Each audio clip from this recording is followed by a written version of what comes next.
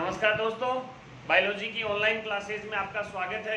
मैं मुकेश मेहला अपने चैनल पर बायोलॉजी बाय मुकेश मेहला पर आपका स्वागत करता हूं। देखो, अपनी लास्ट क्लास में जो बात हुई थी, लास्ट अपनी जो चर्चा हुई थी वो हुई थी किसके बारे में? इम्यून सिस्टम के बारे में। अपन ने प्रतिरक्षा के बारे में पता की थी और प्रतिरक्षा दो प्रकार की पढ़ ली थी अपन ने, एक तो इनिएट और दूसरी कौन सी थी? एक्वायर्ड, और उसकी दोनों की विशेषताएं और उसके अंदर काम आने वाले प्रतिरोध और प्लस वो कैसे काम करती है, इतनी अपनी सारी चर्चाएं हो गई थी। यदि आप चैनल पे नए हैं तो चैनल को सब्सक्राइब करें और वीडियो देखने के बाद उसे लाइक करें, ठीक है। अब इसके बाद अपन आगे वाली चर्चा करते हैं, इम्यून सिस्टम की बात करते हैं, जो अपने आईसीआर में भी है, ठीक है, और नीट वगैरह की एग्जाम या सेंटर की यूपीएससी आरपीएससी होती है, उनके अंदर सबके अंदर ये आता है। तो देखो जी, इम्यून सिस्टम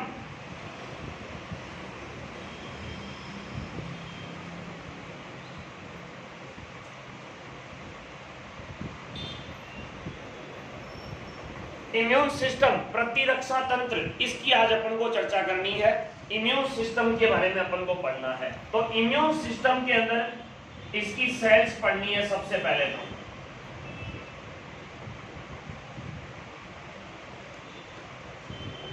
तो इसकी सेल्स कौन कौन सी है?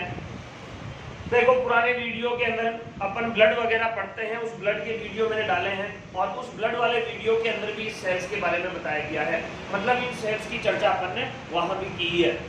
देखो, ब्लड सेल्स कितने प्रकार की? 3 प्रकार की, आरबीसी, डब्ल्यूबीसी और प्लेटलेट्स। इनमें से अपन ने कौन सी पढ़ी? लिम्फोसाइट पढ़ी, किसके प्रकार की? डब्ल्यूबीसी की, और उसमें बी और टी दोनों पढ़ी है। तो यहाँ भी वही प्यारे दोस्तों, वही 2 सेल है, एक तो कौन सी? बी सेल और दूसरी कौन सी है मित्रों? T cell. इनको कहते हैं बीटा लिम्फोसाइट, लिम्फोसाइट लसीकाणु, और ये टी लसीकाणु। दोनों प्रकार की अपने पास पाई जाती है। कौन सी? बी और टी सेल। इनकी उपस्थिति या इनका निर्माण होता है किसमें? रक्त में, रक्त में, ठीक है। और इनका निर्माण कहाँ होता है? थाइमस में। पहला क्वेश्चन आपको मैंने दे दिया कि रक्त प्लाज्मा में जो बनती है वो तो कौन सी है आपकी? बीटा या बी सेल्स, और थाइमस ग्रंथि एंडोक्राइन ग्लैंड से थाइमस, उसके अंदर बनती है वो कौन सी होती है आपकी? टी। हाँ जी मित्रों, अब इनका काम क्या है? पहले टी का काम देखो कि जैसे ही कोई शरीर में एंटीजन प्रवेश करता है, एंटीजन प्रवेश, तो उस एंटीजन प्रवेश की क्या देती है? सूचना देती है, ठीक है। कि सबसे पहले आपके शरीर में कोई एंटीजन प्रवेश करता है, उसकी सूचना देगी। उस जीवाणु को क्या कर सकती है? डायरेक्ट नष्ट भी कर सकती है, या उसकी क्या कर सकती है? पहचान। नष्ट कौन कौन सी करेगी? आगे चर्चा अपन को करनी है, इसके प्रकार पढ़ेंगे ना, उनके अंदर इसकी चर्चा अपन को करनी है। अर्थात इनको अपन क्या कह सकते हैं भाई? द्वितीयक लिम्फोसाइट। द्वितीयक लिम्फोसाइट का मतलब क्या हुआ? सेकेंडरी लिम्फोसाइट है। अर्थात ये मित्रों क्या करती है? आपकी बी सेल की हेल्प करती है, बी सेल्स की हेल्प। ये अपन को 3-4 चीज इसके अंदर याद रखनी है, ठीक है। कौन कौन सी चीजें हैं? सेकेंडरी लिम्फोसाइट इनको कहते हैं, एंटीजन प्रवेश की सूचना देकर उसको पहचान करने का काम यही करेगी। अर्थात डायरेक्ट इनका काम क्या हो गया कि उन कोशिकाओं को तैयार करना, उन सेनापतियों को तैयार करना जो रोगाणुओं से लड़ते हैं, अर्थात उसको आगाह करना, उसको सूचना देना। कौन सी सेल को? आपकी बी सेल को। अब बी सेल क्या करती है? जैसे ही एंटीजन प्रवेश हो गया, बनाती है प्रतिरक्षी प्रोटीन, प्रतिरक्षी या एंटीबॉडी प्रोटीन का निर्माण करती है, और ये प्रोटीन क्या करती है? रोगाणु नष्ट कर देती है। मतलब डायरेक्ट ही रोगाणुओं को नष्ट करने का काम किसका है मित्रों? बी सेल का है। और उसकी हेल्प का काम किसका है? टी सेल का। तो उसकी हेल्प के लिए जो सेल पाई जाती है आपकी टी लिम्फोसाइट पाई जाती है मित्रों, वो होती है कितने प्रकार की? 4 प्रकार की। सबसे पहली टी सहायक, हेल्पर। दूसरी टी किलर, मारक, मारक या किलर बोलते हैं इसको। तीसरी कौन सी होगी? टी सुगराई, टी सुगराई। और इसके बाद चौथी कौन सी होगी? मेमोरी, स्मृति, स्मृति या मेमोरी सेल। मतलब आपकी टी सेल मोस्ट ऑफ कितने प्रकार की मित्रों? 4 प्रकार की। किलर भी सेल होती है, हेल्पर भी होती है, सिंसेडाइन सेल भी होती है, और इसके अलावा कौन सी? मेमोरी सेल भी होती है। अब इनमें से सबसे पहले की चर्चा अपन को करनी है वो कौन सी है मित्रों? T helper. मतलब ये आपकी बी सेल की क्रियाशीलता को बढ़ाती है, क्रियाशीलता बढ़ाती है। सबसे पहली बात है बी सेल की क्रियाशीलता बढ़ाती है और सूचना देती है। अब देखो एक चीज मैं यहां आपको बहुत अच्छी से बताऊं, आपने एचआईवी का नाम सुना होगा, एड्स में। एड्स पर्टिकुलर बीमारी कौन सी है जिसमें इम्यून सिस्टम कमजोर हो जाता है, ठीक है, डिफिशियंसी सिंड्रोम है, न्यूनता रोग है। उस एड्स के अंदर क्या होता है? इन टी सेल्स, साइड सेल्स की, हेल्पर सेल्स की क्या हो जाती है? कमी। मतलब एचआईवी आपका वायरस होता है, उन सेल को क्या कर देता है? नष्ट करेगा। तो आपको पता है ना तो आपको सूचना मिलेगी, ना ही आपकी बी सेल एक्टिव होगी, अर्थात आपका इम्यून सिस्टम क्या हो गया? डाउन। और अन्य रोग लगातार आपके शरीर के ऊपर क्या करते रहेंगे? प्रकोप करते रहेंगे, और व्यक्ति की इम्यूनिटी डाउन होने से उसकी क्या हो जाती है? मृत्यु हो जाती है। ये चीज ध्यान रखना, ये क्वेश्चन आ सकता है, कारण कथन वाले क्वेश्चन के अंदर कई बार इंपॉर्टेंट इसको डाल देता है। दूसरी कौन सी है साहब? टीम मारक है, किलर। ये किलर क्या करती है? सूचना कुछ नहीं देती, एक रसायन स्रावित करती है, साइटोटॉक्सिन, साइटोटॉक्सिन या साइटोक्सिन, सीधा भी लिख दो या कई जगह ऐसे भी लिखा आता है इसको साइटोटॉक्सिन, ऐसे लिख देता है, मैंने सीधा लिख दिया, दोनों लिख दिए हैं। ये साइटोटॉक्सिन स्राव करती है, और ये स्राव करने के बाद एंटीजन को क्या करेगा? ये नष्ट करेगा, एंटीजन को नष्ट कर देता है। कौन? साइटोटॉक्सिन एंटीजन को नष्ट करने का काम करता है। इसके बाद मित्रों कौन सी? सुगराई, जो सूक्ष्म जीवों के प्रवेश को रोकती है, सूक्ष्म जीवों के प्रवेश को रोकती है। और स्मृति आपको बताई है, ये मेमोरी सेल है, जो मान लो दोबारा उसका रोगजनक प्रवेश करता है, दोबारा प्रतिजन या एंटीजन प्रवेश पर उसकी पहचान। दोबारा देखो जी दोस्तों, प्यारे मित्रों, विद्वान साथियों, डॉक्टरों और कृषि वैज्ञानिकों, ध्यान दो जी। क्या है? बहुत नॉर्मल सी चीजें हैं। 2 प्रकार की सेल अपन को यहाँ पढ़नी है। 2 प्रकार की सेल्स में कौन कौन सी पढ़ेंगे अपन? बी और टी सेल। ये आपके ह्यूमन सिस्टम की है, रक्त में बनती है और एंटीबॉडी या रोगाणुओं को नष्ट करने का काम करती है। दूसरी कौन सी? आपकी टी सेल है मित्रों, और ये एंटीजन प्रवेश की क्या देती है? सूचना या उनको पहचान, या बी सेल की हेल्प करती है। कैसे करती है? ये रहा। टी सेल आपकी कितने प्रकार की है? 4 प्रकार की। सबसे पहली हेल्पर सहायक कोशिकाएं, जो डायरेक्ट आपको क्या देती है? सूचना देती है, और बी सेल को एक्टिव बनाए रखती है, हमेशा द्वार के ऊपर रहती है। बोले साहब बाहर से आतंकवादी आ रहे हैं, आप तैयार रहिए, इनका सामना करिए, इन्हें नष्ट करिए। अब बताओ, आपको बाहर से सूचना देने वाला आपका सुरक्षा तंत्र ही नष्ट हो गया, तो आपको ना तो सूचना मिल पाएगी और ना ही आप एक्टिव हो पाएंगे, और अन्य जो है ना छोटे मोटे भी है वो आपके ऊपर आक्रमण कर देंगे। आक्रमण करेंगे, आपका इम्यून सिस्टम कमजोर, और इम्यून सिस्टम कमजोर, मामला खत्म। ये है आपकी कौन सी? सहायक। मारक कौन सी है भाई? किलर है। बोले सूचना नहीं देनी किसी को, सीधी सी बात है, डायरेक्टली उसको क्या करना है? किल करना है। कैसे? साइटोटॉक्सिन डालना है, और साइटोटॉक्सिन से उसकी जीवाणु भित्ति को क्या कर देना है? छिद्रित कर देना है। सुगराई क्या करती है? ये रोक कर रखती है, बोले नहीं अंदर नहीं जाएगा, अंदर नहीं जाना, तेरी कोई जगह नहीं है अंदर तो नहीं प्रवेश कर सकते आप, इसको रोकने का काम करती है। और ये कौन सी है साहब? ये वो है कि बेटा तू तो पहले आया था एक दिन, और तेरे को मैं जानती हूँ, तेरे को मैं सटा सकती हूँ। तो ये वाला है बात। कौन सी? स्मृति। जैसे मान लो आपने किसी से पहलवानी की हो, गुस्से में की हो, चाहे मजाक में की हो, और उसको आपने हरा दिया हो, और इन फ्यूचर में वो आपको चैलेंज करता है, बोले आओ अब लड़।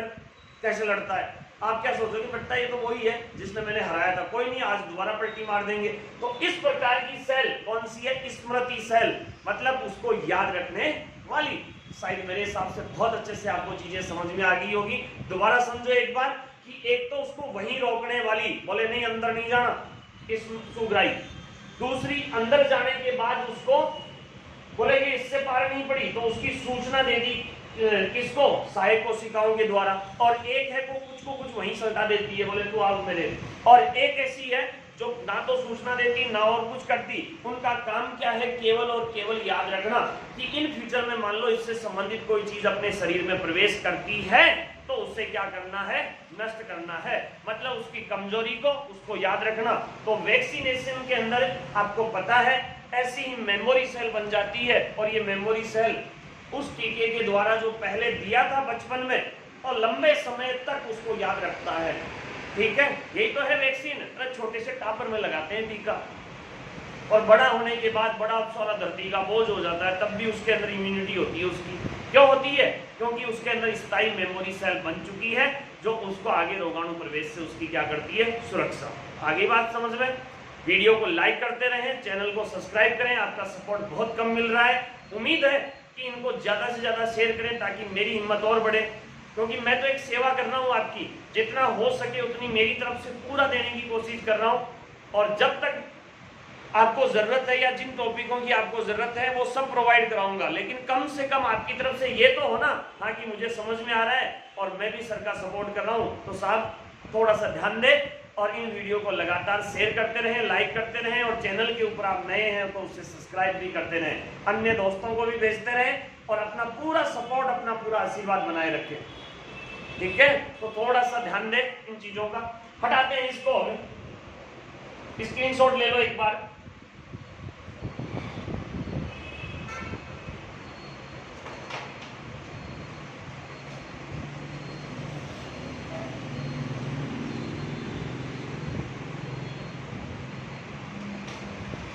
उतारिए मित्रों।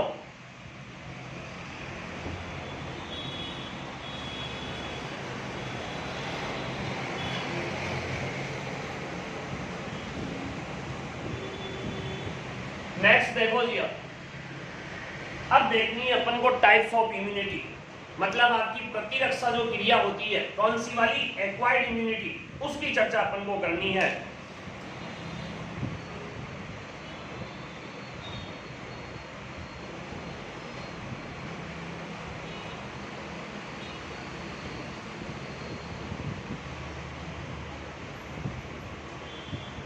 मित्रों दो प्रकार की, एक तो CMI और दूसरी HIR।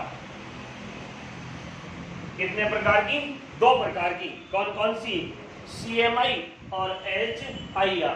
दोनों की फुल फॉर्म लिखना है, एक बार लिखा रहा हूं मैं। CMI की फुल फॉर्म होती है cell mediated immunity, cell mediated immunity, cell mediated immunity. नहीं लिख पा रहे?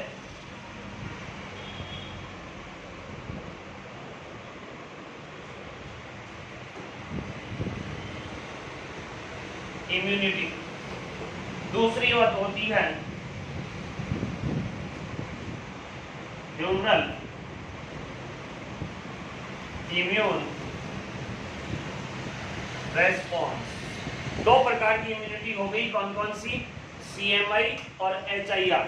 इसको तो कहते हैं कौन सी? कोशिका माध्य प्रतिरक्षा, कोशिका माध्य प्रतिरक्षा, और किसको कहते हैं? तरल प्रतिरक्षा। तो आपको डायरेक्टली पूछे प्रतिरक्षा कितने प्रकार की? दो, सेल मीडिएटेड और दूसरी कौन सी है आपकी? तरल प्लाज्मा में। तो ये तो किसके द्वारा होती है? सेल्स द्वारा। और सेल्स कौन सी के द्वारा भाई? T सेल्स के द्वारा। कैसे होती है वो चीज समझो। जैसे आपके शरीर में मान लो कोई एंटीजन प्रवेश करता है, किसी भी प्रकार का एंटीजन प्रवेश करता है, प्रतिजन या एंटीजन, एंटीजन प्रवेश करेगा तो उस एंटीजन प्रवेश के ऊपर सबसे पहले टी संवेदी कोशिकाएं, संवेदी बोल दो या सुग्राही बोल दो, टी संवेदी कोशिकाएं एक्टिव होगी और दूसरी होगी टी किलर सेल,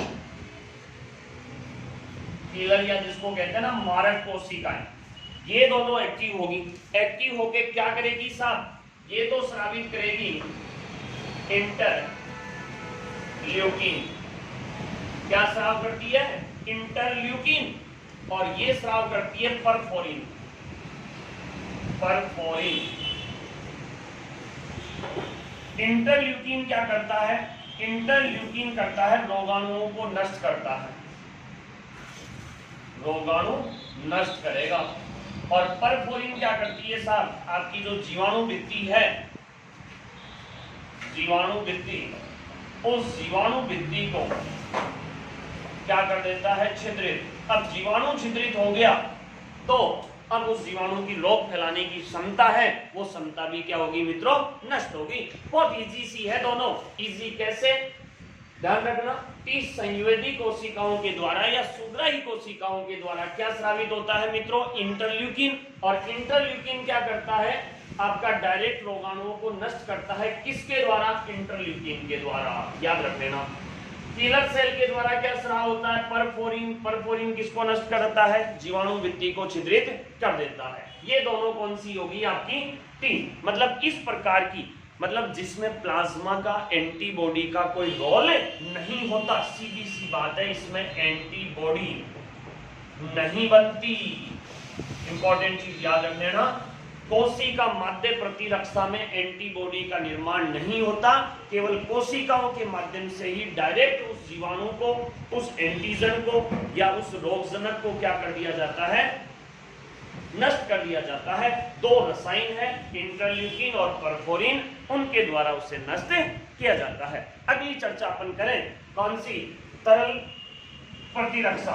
और तरल प्रतिरक्षा कहां होती है, प्लाज्मा में, क्योंकि तरल कौन है, प्लाज्मा है, तो प्रतिरक्षा प्लाज्मा में होगी, नाम से ही पता लग रहा है, ह्यूमरल है, प्लाज्मा में है, तो यहाँ क्या बनेगी, एंटीबॉडी।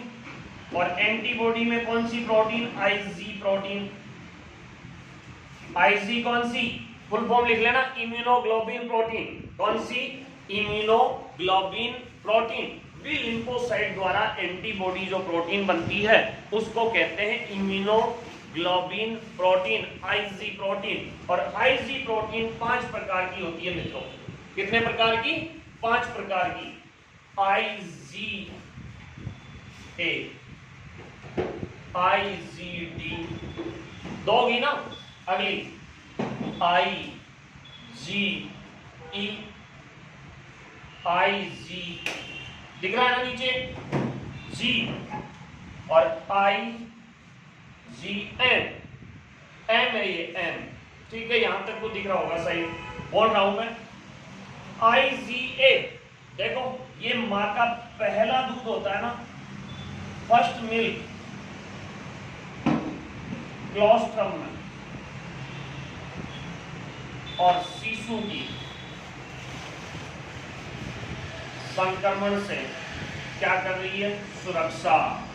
मतलब फर्स्ट मिल्क होता है, प्रथम स्तनीय खीस बोलते हैं, क्लोस्ट्रम बोलते हैं, उस क्लोस्ट्रम में पाई जाती है मां का पहला गाढ़ा पीला दूध, खीस।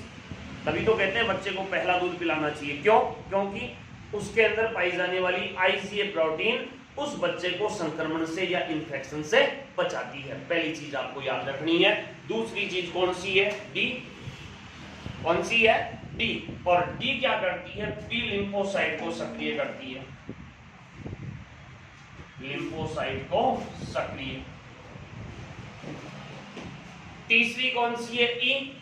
ई सबसे कम मात्रा में सबसे कम होती है, और सबसे कम है तो ये क्या करती है, एलर्जी सुरक्षा, एलर्जी सुरक्षा करती है, एलर्जी से बचाने का काम करती है। और जी सर्वाधिक, सर्वाधिक और प्लेसेंटा से, प्लेसेंटा से गर्भस्थ शिशु की क्या करेगी, सुरक्षा, मतलब प्लेसेंटा से अंदर जो गर्भ में शिशु होता है उसकी सुरक्षा कौन करती है? आपकी जी प्रोटीन, जी। और ये है सुरक्षा की फर्स्ट लाइन, सुरक्षा की पहली लाइन, फर्स्ट लाइन। तो आपके पास इम्यूनोग्लोबिन प्रोटीन, ये एंटी प्रोटीन जो होती है आपके एंटीजन को नष्ट करती है, इम्यूनोग्लोबिन प्रोटीन बोलते हैं उसको, आईजी प्रोटीन अपन कहते हैं।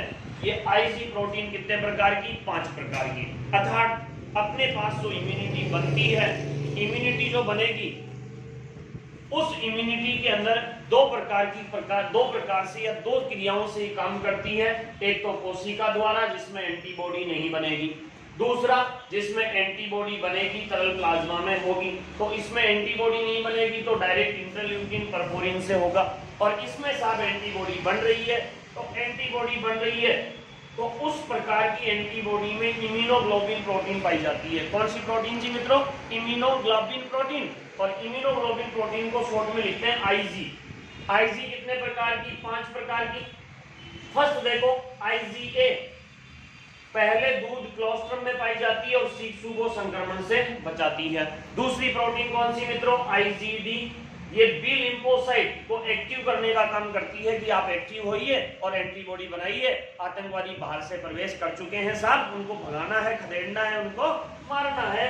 इसके बाद आईजीई सबसे कम मात्रा में हो सकता है, सबसे कम मात्रा में कौन सी? आईजीई, और एलर्जी से सुरक्षा करती है। एक एक में दो क्वेश्चन है आपके यहाँ, ऑप्शन ये आपके चारों पड़े, ठीक है। आईजी कौन सी? सर्वाधिक होती है, और ये प्लेसेंटा से के माध्यम से माता से किसको मिलती है? शिशु को। तो जब तक बच्चा फीटस या एम्ब्रियो या भ्रूण या बेबी माता के गर्भ में होता है तब तक उसकी सुरक्षा कौन करती है? आईजीजी। और इसके बाद आईजीएम, सुरक्षा की पहली लाइन, कोई भी रोगाणु बाहर से प्रवेश कर रहा है उसको रोकने का और उसे नष्ट करने का या उसकी सूचना देने का काम किसका है? आईजीएम का है। उतारो जी मित्रों यहां तक।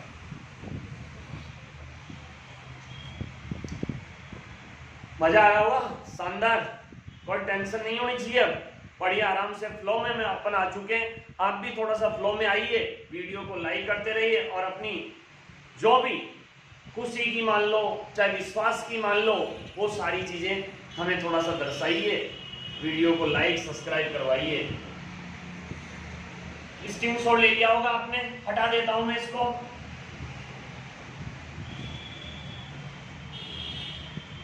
अब देखो साहब, इस प्रतिरक्षा की अपन को चर्चा करनी है, कौन सी की? ह्यूमरल वाली की। ह्यूमरल कौन सी है? तरल भाग में है, तरल। और तरल कहां? रक्त में। और रक्त में कहां? प्लाज्मा में। और प्लाज्मा में साहब क्या बन रही है?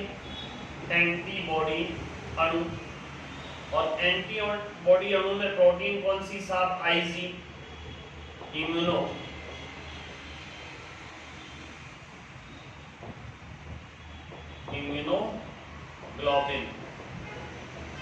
और इम्यूनोग्लोबिन कौन सी प्रोटीन है? याद रखना, ग्लाइकोप्रोटीन। और ग्लाइकोप्रोटीन भाई साहब कौन सी आकृति में? वाई आकार में होती है, ऐसे।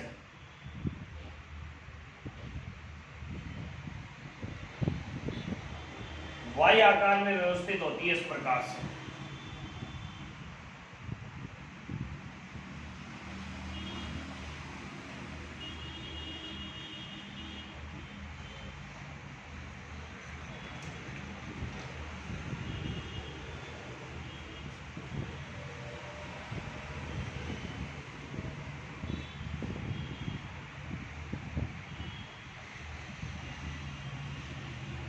देखो जी मित्रों, इसके अंदर जो बॉन्ड होते हैं ये आपस में बॉन्ड, ये तो कौन से हैं? Disulphide bond. पहली चीज तो याद रखना, डाई सल्फाइड बॉन्ड, ये है डाई सल्फाइड बॉन्ड। इसकी संरचना में ग्लाइकोप्रोटीन से निर्मित दो श्रृंखलाएं या भुजाएं होती है जो वाई आकार में है, इन भुजाओं को क्या क्या बोलते हैं? देखो ये रहा H2 और ये L2, मतलब दो श्रृंखलाएं कौन सी? भारी, और दो श्रृंखलाएं कौन सी? हल्की। दो श्रृंखलाएं होती है H2 और L2। अंदर की ओर तो होती है भारी यानी हैवी H2, और बाहर की तरफ कौन सी होती है? Light L2। दोनों श्रृंखलाएं आपस में जुड़ी होती है डाइसल्फाइड बॉन्ड से। ऊपर वाले सिरे होते हैं उनको बोलते हैं FAB, और नीचे वालों को बोलते हैं FC। ऊपर वाले जो स्थान है यहां इस स्थान के ऊपर आपके एंटीजन चिपक कर क्या हो जाते हैं? नष्ट। और ये पूंछ है, ये फ्री गति करती है या स्वतंत्र गतिशील। तो ये थी एंटीबॉडी की संरचना, बहुत अच्छी, सिंपल सी, ज्यादा हार्ड नहीं है। तरल प्लाज्मा के अंदर क्या होता है भाई? तरल प्लाज्मा के अंदर एंटीबॉडी बनती है, और एंटीबॉडी बनती है वो कौन सी प्रोटीन होती है? Immunoglobulin protein. और इम्यूनोग्लोबिन प्रोटीन कौन सी प्रकृति की भाई? ग्लाइकोप्रोटीन प्रकृति की। और ग्लाइकोप्रोटीन प्रकृति की है तो उसकी दो श्रृंखलाएं मैंने बताई। एक श्रृंखला कौन सी? भारी श्रृंखला H2, एक हल्की L2। दोनों श्रृंखलाएं डाइसल्फाइड बॉन्ड से जुड़ी होती है। ऊपर के सिरे जहां पर एंटीजन चिपककर या इनका आंसलेशन होता है यहाँ पर, और उस आंसलेशन के द्वारा वो क्या हो जाते हैं? चिपककर नष्ट हो जाते हैं। ये रक्त में एक स्थान से दूसरे स्थान पर मूवमेंट करती रहती है, मतलब जबड़ों की सहायता से उसको पकड़ती रहती है, नष्ट करती रहती है। कौन सी? एंटीबॉडी। और नीचे वाले सिरे FC कहलाते हैं, उनको स्वतंत्र क्या करवाते हैं? गति। तो ये थी प्यारे मित्रों आपके इम्यून सिस्टम की कोशिकाएं और इम्यूनिटी के आपके प्रकार। मतलब सिंपल सी आपकी सारी चीजें और सिंपल सी आपका ये टॉपिक अपन ने बहुत अच्छे से क्लियर कर लिया। बहुत सारी चीजें अपन ने इसमें पढ़ ली, और एग्जाम के हिसाब से भी बहुत इंपॉर्टेंट टॉपिक है ये। तो आप अब वीडियो को लाइक करें, शेयर कर दें अपने साथियों को, और चैनल को सब्सक्राइब कर दें। थैंक यू, धन्यवाद आपको। थोड़ा सा सपोर्ट करें और हमारे साथ थोड़ा सा एक दिल से जुड़े, जैसे हम आपके साथ जुड़ रहे हैं वैसे। Thank you.